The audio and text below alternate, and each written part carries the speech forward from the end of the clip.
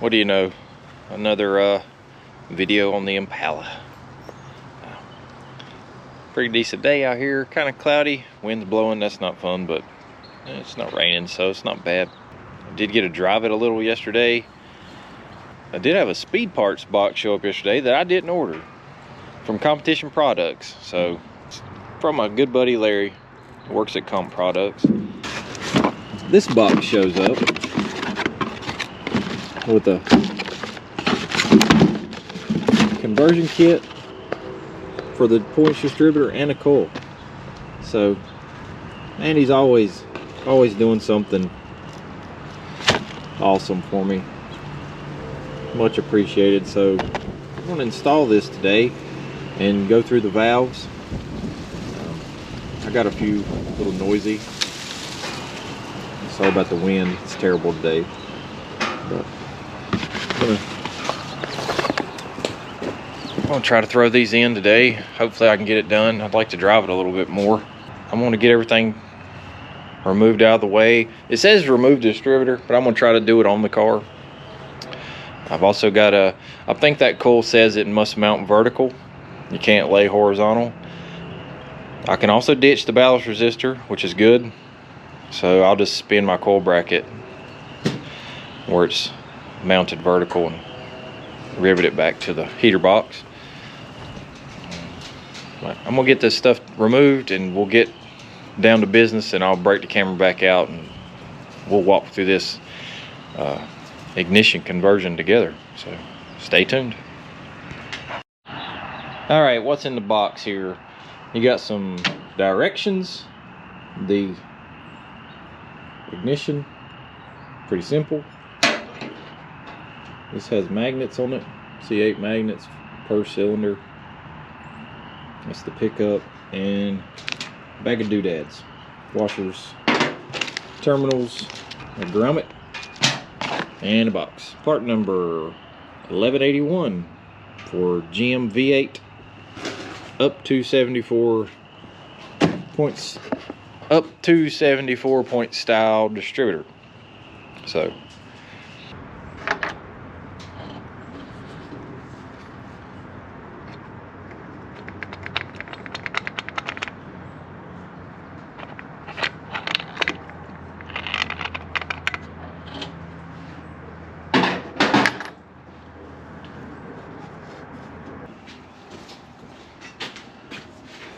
alright, I'm gonna have a pull distributor, obviously. So I'm gonna do it just like it said. Install this bad boy.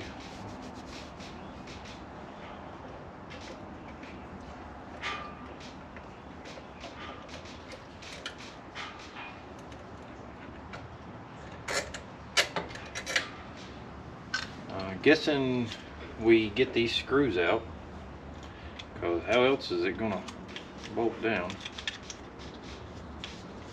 So take your rotor screws out. Rotor only goes on one way. A little square here, square in the mechanical advance plate.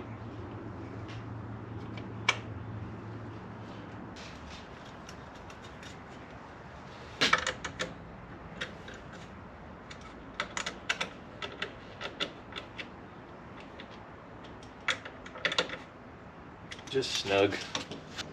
Alright, so got that bad boy on. Yeah, install rotor. We recommend a new rotor. We can do that later.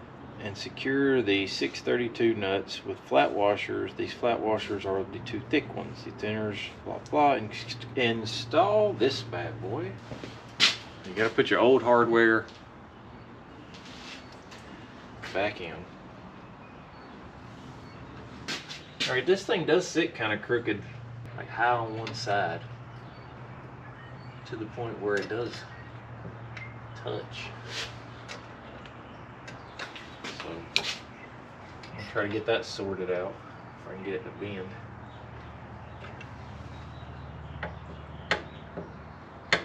Alright, here's a 10.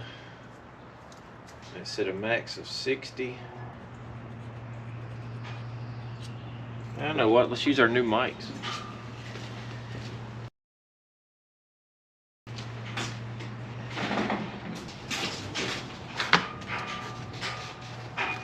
right, these 1 to 2s clearly won't work, but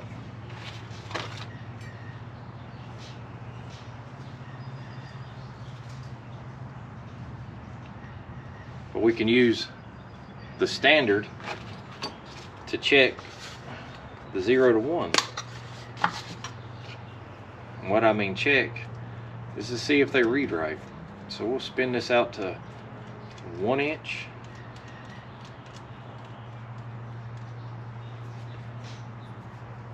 Typically I use a gauge block, but I don't have any of those here.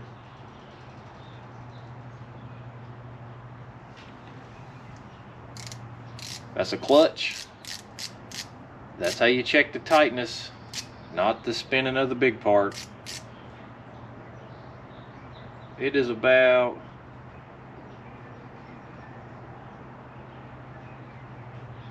about 3/10 off. It's not bad. Can you see that? Maybe, maybe not. Close enough to what we're doing. Let me run this back down.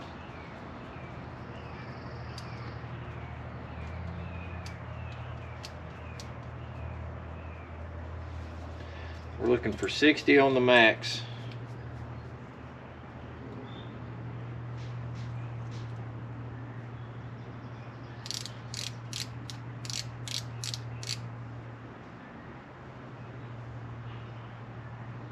That looks about like 67.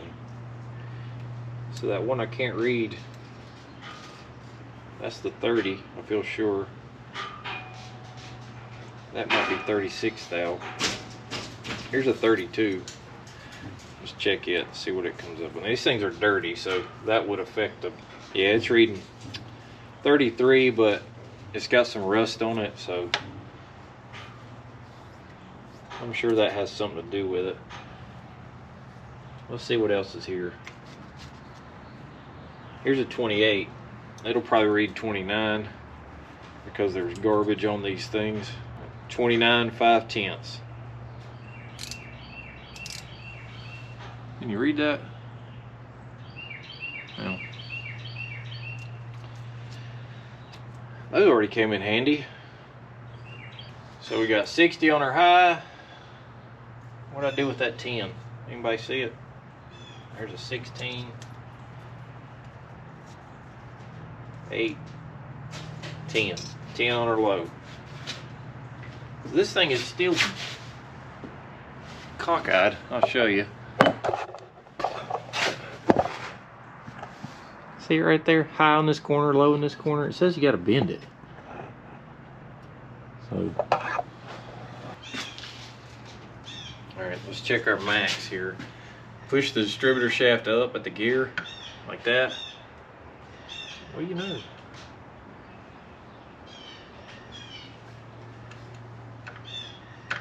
But man, it really hits it. I don't understand what the deal and why this won't bend. I mean, it says bend with pliers, but we're not touching. Well, we clearly have way more than 60 thou there. That's probably fine. So that means I'm supposed to,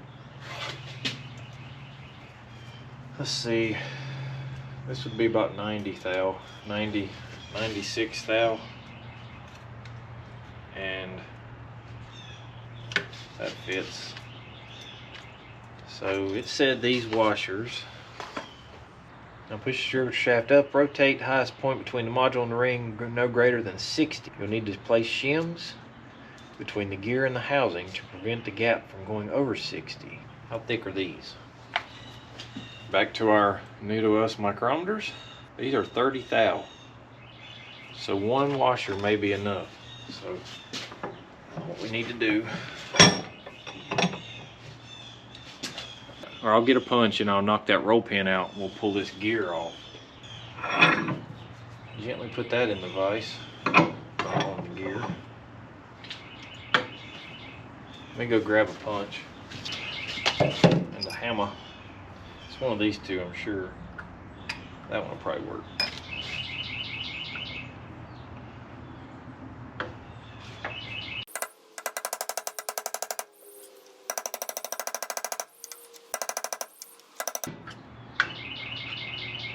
I didn't knock it all the way out just because it's easier to put back.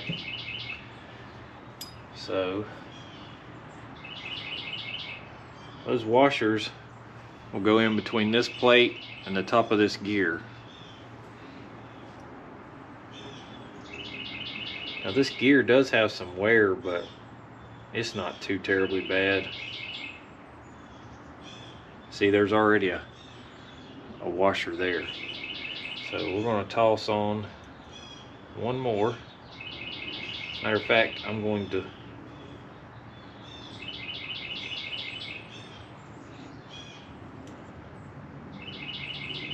leave that washer where it's at.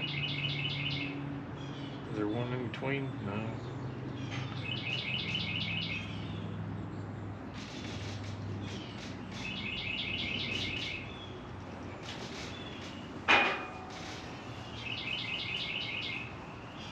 That thing has some wear in it.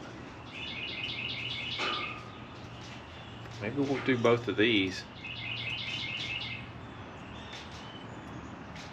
How thick is this guy?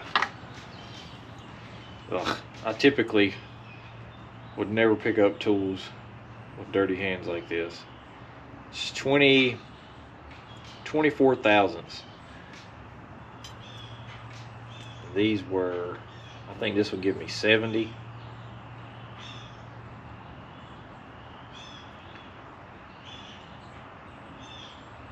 These might have been different sizes. That one's right at 30 thou. So was that one. They give you 70. So since this one has a lip on it, I don't know if you can see it, but there's a catches with my fingernail right there. I'm just going to replace it with both of these. So I'll stack that there. Stick this guy back on. Get the towel out of the way. And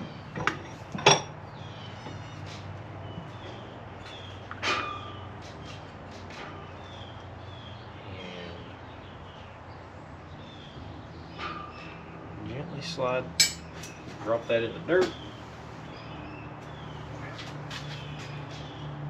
And we'll slide this back up on there.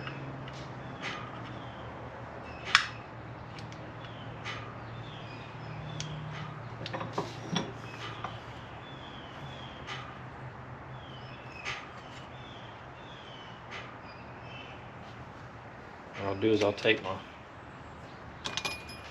small punch,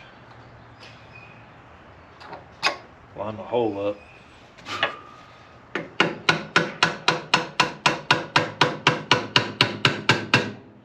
drive that home.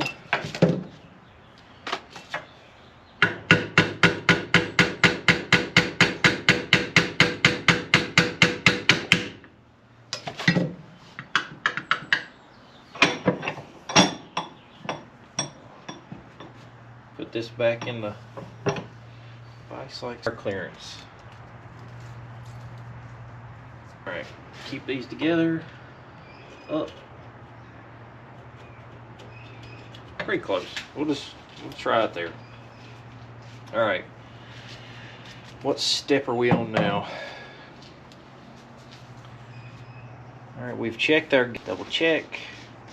Install rubber grommet. I guess the other one fell out. Nope, it's still in there. Let's get it out.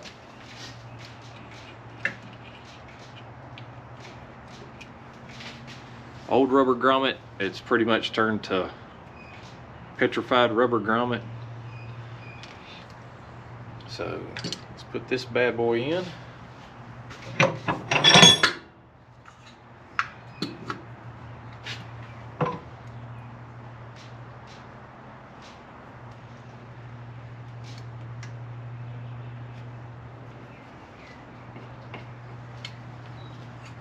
Plenty of room to get those wires through now.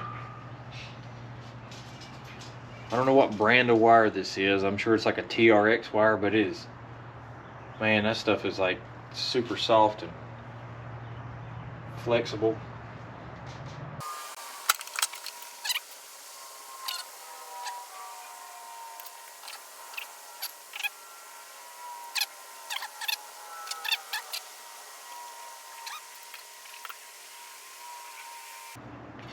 Yeah, I like that much better. Instead of just going straight out of this module or whatever you call it and down through the hole, run it around, go back under the vacuum advance plate, and then we'll go through this grommet in the bottom. That way this is out of the way. May not be necessary, but makes me feel better, so do it how you want. Connect igniter wire black to the negative side of coil. Red obviously goes to positive. Alright, I'm going to drop this back in and I'll pick back up right before we try to crank it. So, plus the camera's going dead. This chilly weather really hammers, but it's been going for, well, this one's 35 minutes so far, so, but I'm gonna go plug it up, actually eat lunch, plug it up, then we'll get back to it. All right, well, it's been probably 2 months since I had the Pertronix conversion installed here. And honestly, it's the way to go if you want to keep a stock looking distributor. It's far cheaper than running a full MSD setup, because you know, a good billet distributors roughly 300, and then MSD box is 6AL or 6AL2 or whatever, it's another 350, and then a coil's what, 70, something like that. So I mean, you're not far from $1,000, especially if you add a set of plug wires, a good set of MSDs. But yeah, I mean, it's better than the points. It still looks period correct, which is kind of neat, and it was a gift, so it's really a win-win for me on that one. I mean, so again, thank you, Larry, for sending me that. Very good upgrade versus the points. So if you've ever considered one, I say go for it. It takes a little time to set that up, but if you just read those instructions and shim it and measure things like you're supposed to, then it's takes a little time, but it's worth it. So of the things I have installed, I can say I highly suggest, you know, I would buy another if I needed.